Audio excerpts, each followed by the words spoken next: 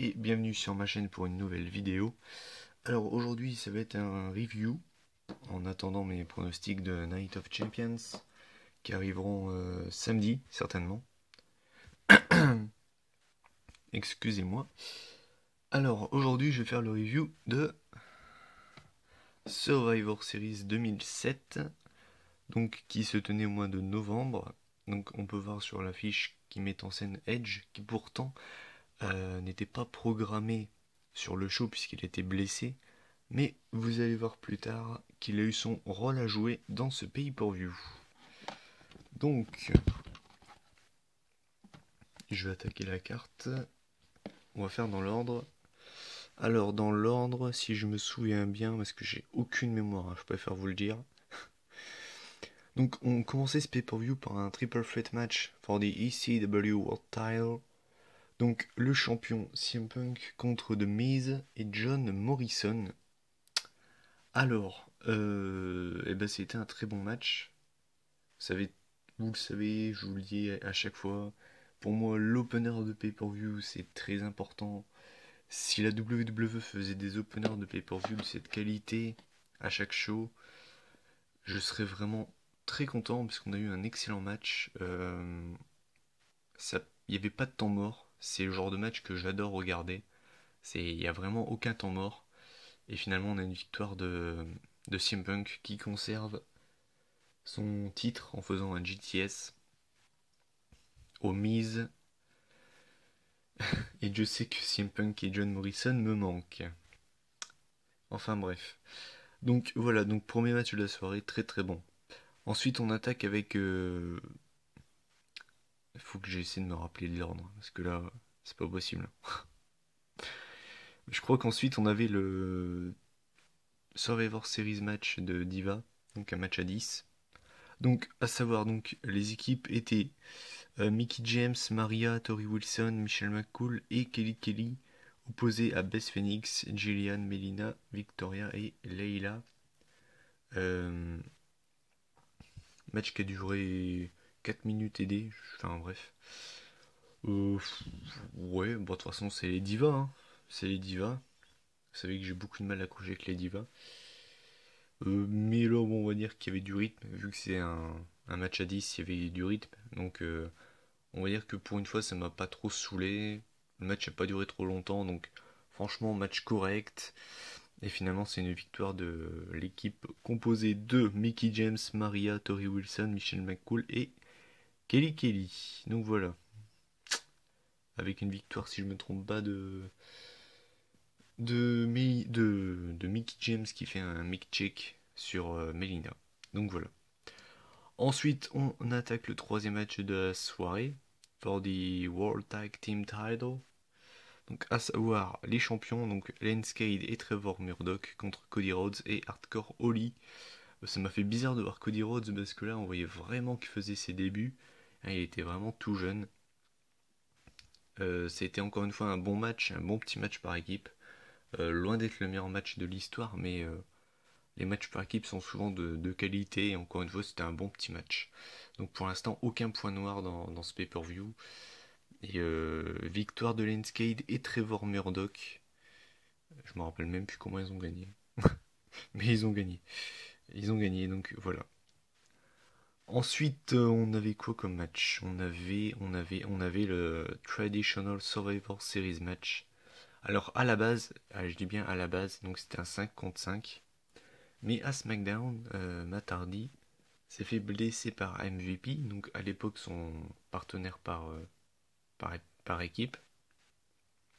Enfin, avant qu'il perde les titres. Et donc du coup, ça a fait un 5 contre 4, donc à savoir donc l'équipe de Triple H composée de lui-même, Jeff Hardy, Rey Mysterio et Kane, contre l'équipe d'Umaga, donc composée de Umaga, Mr. Kennedy, MVP, Finlay et Big Daddy V. Et ben encore une fois, c'était un bon match. Alors le match s'est déroulé de cette manière-là, c'est-à-dire qu'à la base, donc il y avait un handicap à 4 contre 5 et comment dire, Kane et Rey Mysterio se sont fait éliminer, donc pendant un moment, on va dire que Jeff Hardy et Triple H étaient à 5 contre 2, mais finalement ils ont quand même réussi à s'imposer, avec notamment à la fin un pedigree sur Umaga, une Swanton Bomb de Jeff pour le compte de 3. Donc victoire de l'équipe de Triple H. Encore une fois, un bon match. Pour l'instant, aucun mauvais match. Ensuite, on arrive au moment divertissant de la soirée avec le Great Khali contre Hornswoggle.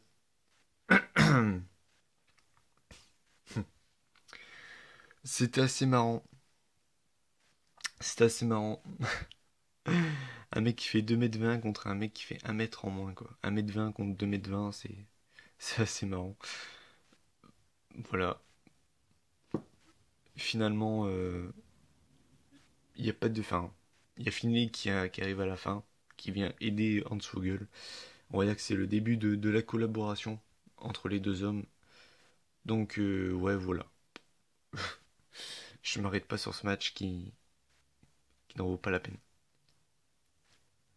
Ensuite, on a le WWE Championship match opposant HBK Shawn Michaels au champion Randy Orton. Alors, ça a été un bon match, mais il y avait une stipulation assez spéciale pour les deux hommes.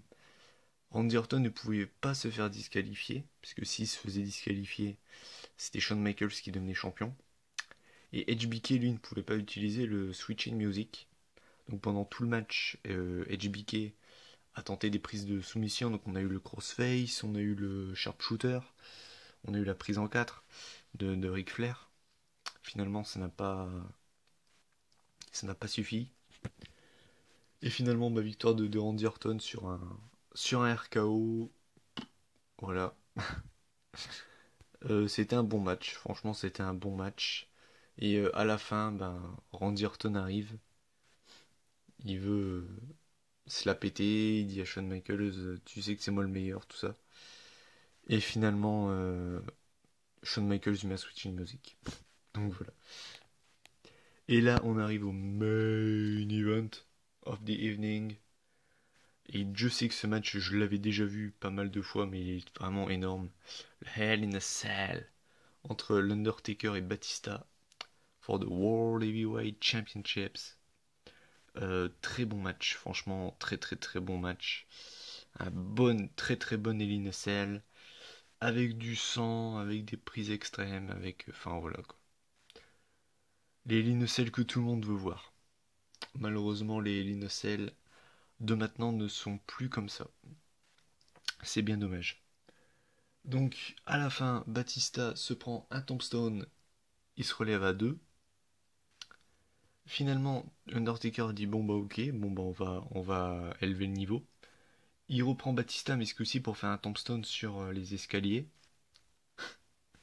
Donc, tout le monde pense que c'est fini. Et finalement, un caméraman n'était pas un caméraman ordinaire, puisque ce dernier, c'était Edge. Donc Edge arrive, casse le compte de l'Undertaker.